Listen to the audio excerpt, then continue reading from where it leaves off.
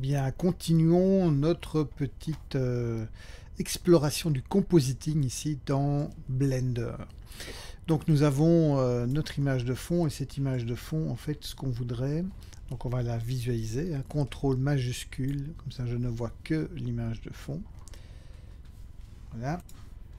Donc nous allons devoir, enfin nous voulons plutôt mettre cette zone-là un peu plus floue pour créer une forme de profondeur de champ. Nous allons aussi avoir besoin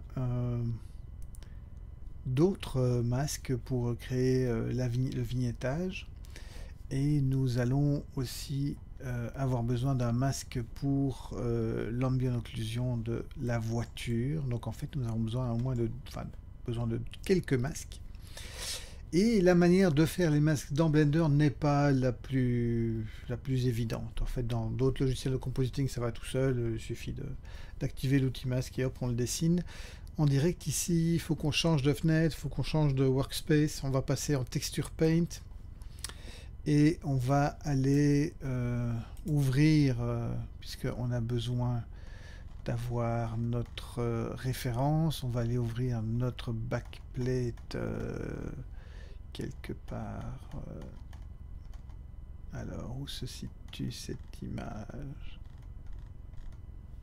Finish backplate, voilà. Et on va ici créer un nouveau masque. Donc ici dans le menu où j'ai Paint, j'ai aussi la possibilité de créer des masques. Donc je vais faire un nouveau masque que je vais appeler masque d'off pour depth of field, donc profondeur de champ en anglais dans le texte. Masque d'off backplate en raccourci. Voilà. Donc comme ça j'ai un nom. Et maintenant, en maintenant le contrôle enfoncé, je vais pouvoir cliquer à différents endroits. Ici, voilà, là, là. Et puis faire Alt-C. Alors ici, c'est pas c'est plutôt très anguleux, il faudrait l'arrondir. Donc ce que je peux faire, c'est sélectionner ces deux points, clic droit, et en fait, dans le Handle Type, prendre Align Single. Donc ça va me faire une sorte de Bézier, mais un seul contrôleur, qui est assez efficace en fait, quand on s'habitue à l'utiliser. C'est un peu bizarre parce qu'on ne le rencontre quasiment nulle part ailleurs que dans Blender, mais c'est très sympa là, non, qu'on finit par s'y habituer. Voilà, et ici, donc en fonction de comment je le raccourcis ou je le dirige, eh bien j'ai un effet différent. C'est quelque chose qui demande à être apprivoisé un petit peu. Donc pareil ici. Hop. Et l'idée c'est que voilà, je dessine grosso modo parce qu'on va quand même flouter tout ça. Donc voilà mon premier masque. Je vais en avoir besoin d'un autre, donc je vais cliquer ici sur les deux petits fichiers un sur l'autre, hop, et je vais appeler ça masque vignette. Et donc ici pareil, hein, contrôle, je clique, je clique, je clique, je clique, Alt C pour le fermer. Je sélectionne avec le majuscule les 4 points et clic droit, handle single, align single, voilà. Ça me fait un peu du n'importe quoi et après on va remettre tout ça. Donc ici la forme doit être un petit peu arrondie.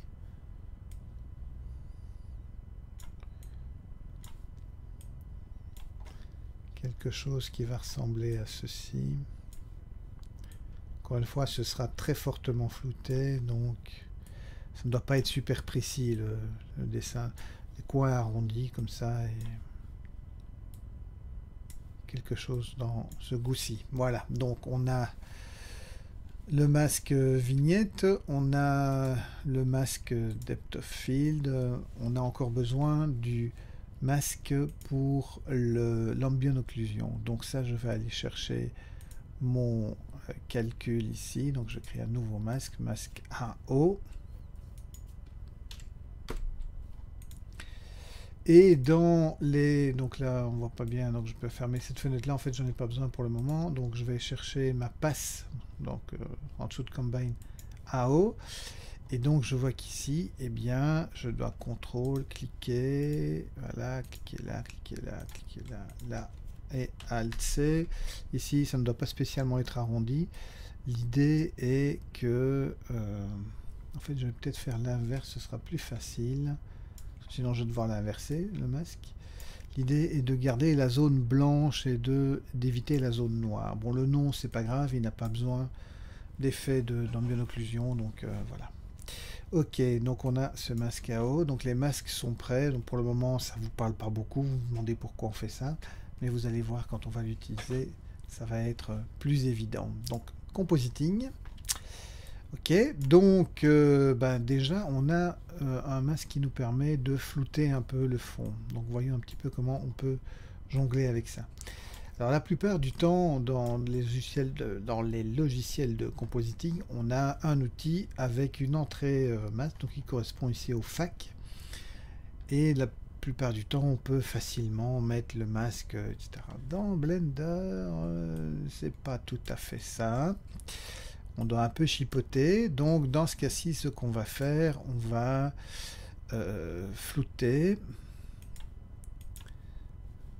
Donc on va prendre notre image ici, on va la flouter et on va regarder un peu ce que ça donne. Donc majuscule, CTRL enfoncé et je clique sur le node pour voir le résultat. Je vais le mettre à, mettons, un truc comme 6 sur 6.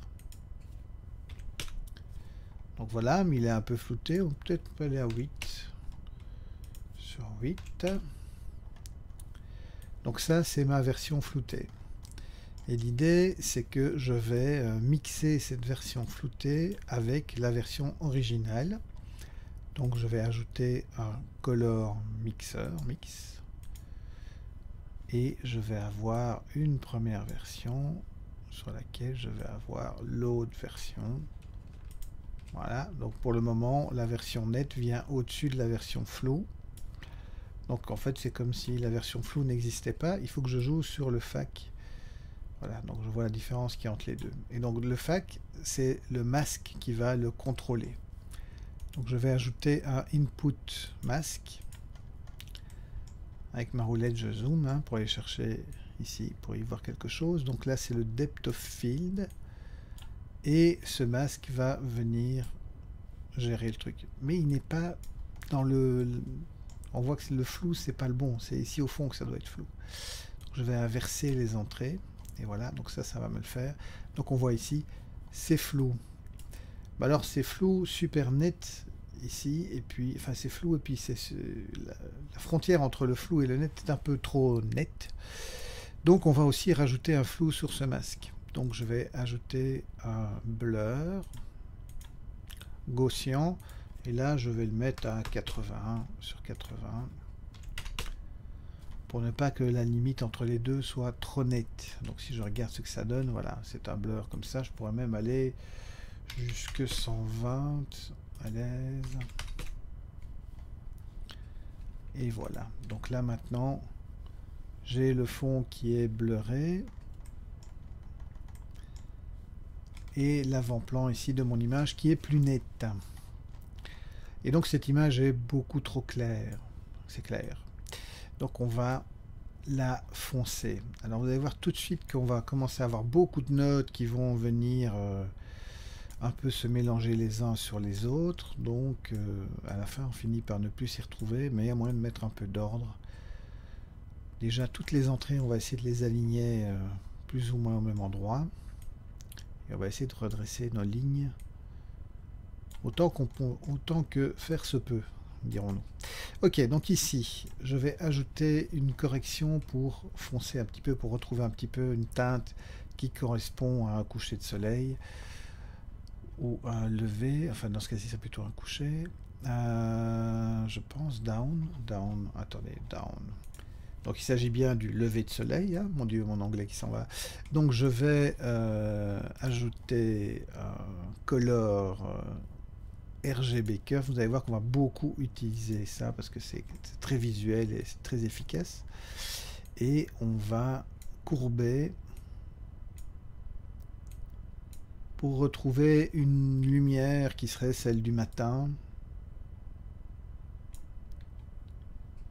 Alors vous pouvez me dire, oui, le matin c'est un peu plus rose aussi, machin, ouais, on peut commencer à jouer là-dessus, si vous voulez jouer sur les rouges, mais c'est toujours un peu délicat. Hein. Donc là je monte légèrement le rouge. Bref, ça c'est plus sensible, enfin voilà. Donc on a en tout cas foncé un petit peu notre image.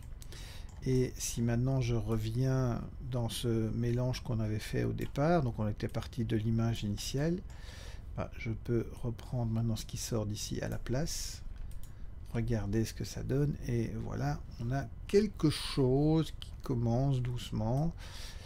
Donc l'image de fond est un peu plus intéressante, peut-être même qu'on pourrait encore un peu, voilà. Maintenant, il faudrait un peu retravailler ici.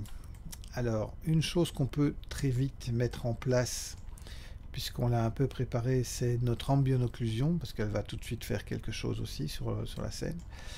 Donc pour ça, on va rajouter, je vais laisser un peu de place ici entre les deux, rajouter une entrée. Et ça va être l'image blanche qu'on avait fait, si vous vous rappelez, au début. Donc on avait fait une image white. Et cette image white va se mélanger avec le Lao qui est ici. Donc on va faire un mix, color mix, on fait quasiment tout le temps la même chose.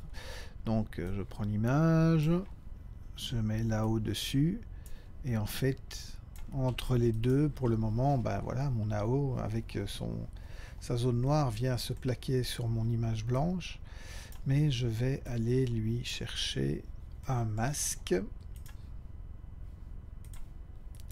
qui est le masque de Lao, et je vais l'utiliser comme mélangeur, donc comme fac. Et à partir de là, ben, j'ai donc cette image blanche avec ce qu'il me faut. Donc quand vous voulez garder les valeurs basses, donc tout ce qui est foncé, tout ce qui est noir, tout ce qui est etc., vous devez multiplier les images entre elles. Donc ici, je vais ajouter un mix, mais qui ne sera pas un mix, qui sera en fait une multiplication. C'est des maths, hein, on multiplie les pixels. Donc je prends mon image, et la multiplication, l'ordre de ce qui est au-dessus, ce qui est en dessous ne compte pas trop. Donc ici, voilà, si maintenant je descends, on voit avec 100, avec 100, et tout de suite avec, c'est tout de suite beaucoup plus intéressant, peut-être pas avec à 100%, mais avec un peu, et tout de suite la voiture est beaucoup plus présente. Donc là déjà, on a déjà gagné pas mal de choses.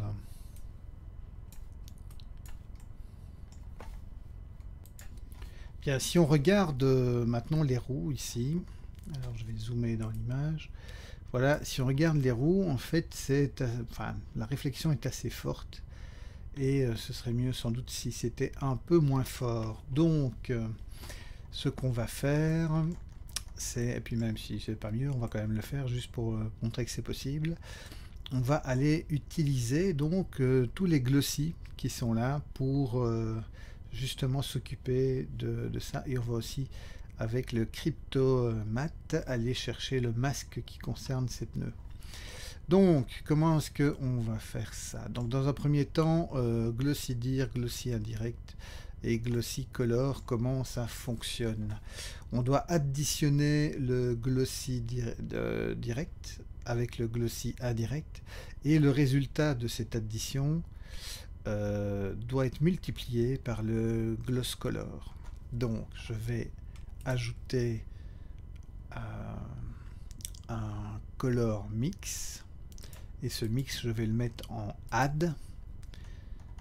Donc je vais ajouter le gloss indirect, mais en fait je vais le mettre en bas avec le gloss... non, le gloss direct, je vais le mettre en bas, pardon, et le gloss indirect, je vais le mettre en haut. Donc ça peut paraître bizarre de devoir croiser comme ça, mais l'ordre a de l'importance pour obtenir l'effet de contrôle qui nous intéresse. Et ce résultat-là, je vais le multiplier par le gloss color. Donc je fais un majuscule D, comme ça je duplique ce node, je vais le mettre en multiplication. Alors la multiplication, l'entrée importe peu, l'ordre des entrées importe peu. Et donc ici, quand je regarde l'addition, enfin le résultat plutôt, c'est la multiplication de cela, quand je descends, alors il faut regarder que les pneus. Donc quand je descends, on voit que effectivement les pneus sont moins brillants ou sont plus brillants. Ok. Bien, j'ai ça. Maintenant, je vais fermer avec le petit triangle qui est là pour ne pas que ça prenne trop de place. Voilà. On peut faire ça pour chaque node, hein. Ça peut être pratique, histoire de ne pas encombrer inutilement la vue. Donc ça, c'est le résultat. Donc chaque fois, c'est majuscule contrôle enfoncé pour voir le résultat d'un node. C'est le résultat de ce node-là. Je vais aller chercher maintenant un node Cryptomatte. Donc c'est dans Math, Cryptomatte. Alors le Cryptomatte, il a besoin de l'image. Donc l'image, c'est le combine qui est là au-dessus. Et il a besoin d'une entrée Cryptomatte. Donc dans ce cas-là, l'objet 00 dans 00. Voilà. Ici, donc j'ai pour le moment l'image, je ne vois pas grand chose parce que je dois aller chercher, donc je fais chaque fois, je clique chaque fois sur le node ici en ayant le contrôle et le majuscule enfoncé. Je dois aller chercher cette image de pic qui va me permettre de choisir. Alors encore une fois, je vais dézoomer ma vue pour y voir un peu plus clair. Voilà. Je vais aller chercher donc les deux pneus ici, enfin même les trois pneus. Donc je viens dans Add et je viens prendre ces pneus. Alors le Add, en fait, qu'est-ce qu'il fait? Il vient ajouter à ma sélection dans le Cryptomatte, il vient ajouter ces pneus. Si maintenant je reviens, donc contrôle majuscule, je clique sur le node Cryptomatte, mais je vois il n'y a que les pneus qui sont sélectionnés. Et le mat en question là, c'est le masque pour sélectionner ces pneus. Donc en fait maintenant, j'ai un masque qui me permet de n'agir que sur les pneus. Et je vais mettre le résultat qui sort de là, je vais le mélanger avec mon combine qui vient dans ce node ici, qui vient au final dans mon image, enfin composité, etc. Donc en gros, ce que je vais faire, c'est remettre juste les pneus avec le contrôle ici de leur brillance, en quelque sorte. Donc pour ça, je vais aussi ajouter un color mix. Mais là, ce restera un mix. Je vais avoir d'une part mon image, on va dire combine, donc c'est l'image d'origine, sur laquelle je vais mettre l'image retravaillée ici de mon gloss, donc de ma brillance. Donc si je regarde le résultat, ben, pour le moment je suis en train d'écraser tout ce qui se passait, mais je ne veux que ça ne se passe que au niveau des pneus.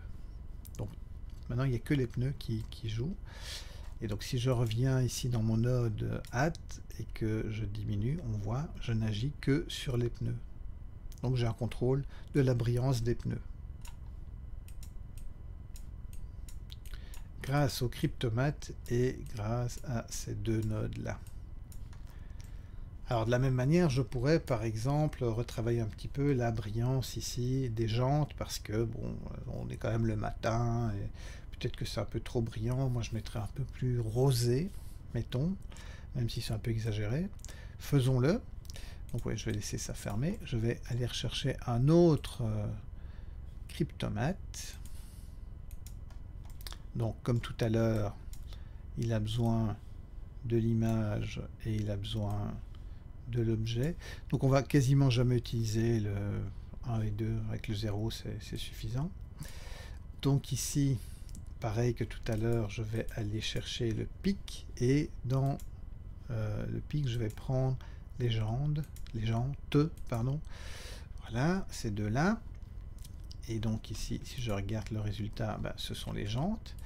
Alors cette image-là, donc là c'est vraiment image, je vais la corriger avec un node de correction color. On va prendre un Hue Saturation Value. En gros, je vais descendre un peu ces valeurs-là, de saturation, augmenter un peu celle-ci. Voilà, ça devient légèrement rosé et le FAC ici va me permettre de doser à quel point je veux amener ce rosé dans mes jantes. Ok, donc je ne vais pas le faire de trop. Voilà, mettons.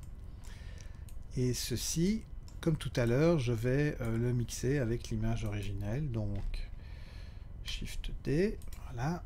Je vais avoir mon image qui sort de mon ancien mix.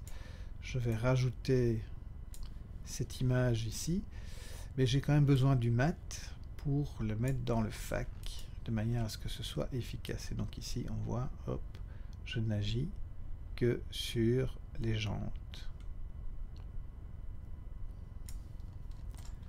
Et voilà. Bon, on va pas faire grand chose d'autre, on pourrait s'amuser à faire un tas de choses. On va maintenant s'occuper de la vignette et puis on laissera ça là, hein. Donc pour la vignette, eh bien ça va être un peu la même chose que ce qu'on a fait pour ici le flou au fond. On va faire une version foncée et on va la mixer avec la version originelle en utilisant le masque comme facteur. Donc ça veut dire que ici je vais rajouter par exemple un RGB curve. Voilà, et je vais foncer à la limite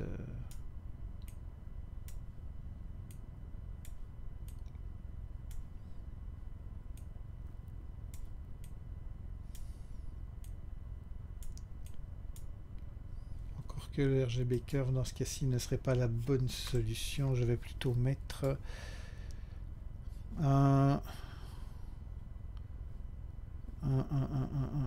Hue Saturation Value aussi, et je vais descendre la valeur en fait. Quasiment, voilà. Ouais, ça donnera mieux parce que comme ça on ne change pas le contraste de l'image. Ok, donc j'ai ceci. Je vais le mélanger avec l'autre.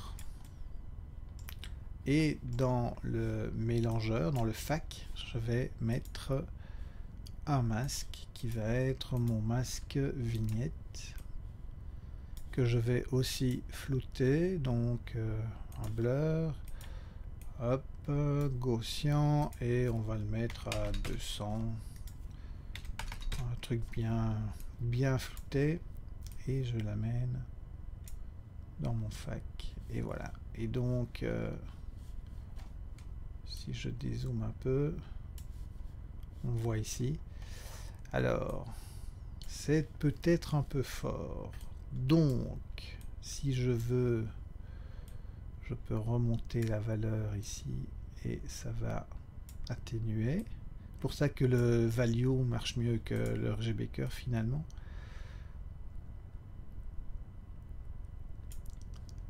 Voilà, quelque chose comme ça. Ou j'aurais pu agir sur mon masque et le rendre plus faible. Donc ça c'est une autre possibilité. Et donc voilà, donc ici maintenant j'ai mon image comme je voudrais la voir. Il faut la sortir. Pour le moment en fait j'ai qu'un visualisateur.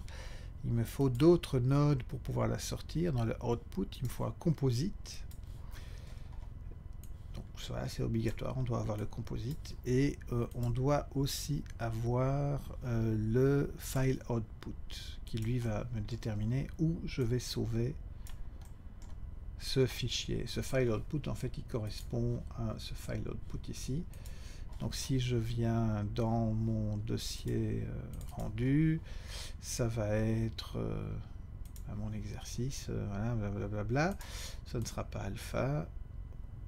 Et ce ne sera pas en JPEG, tout ça je vais le faire en PNG, donc à la date Ici, nous sommes le 14 du 9, 20, voilà, hop, point. Et dans ce cas-ci, ce seront des PNG, enfin un PNG.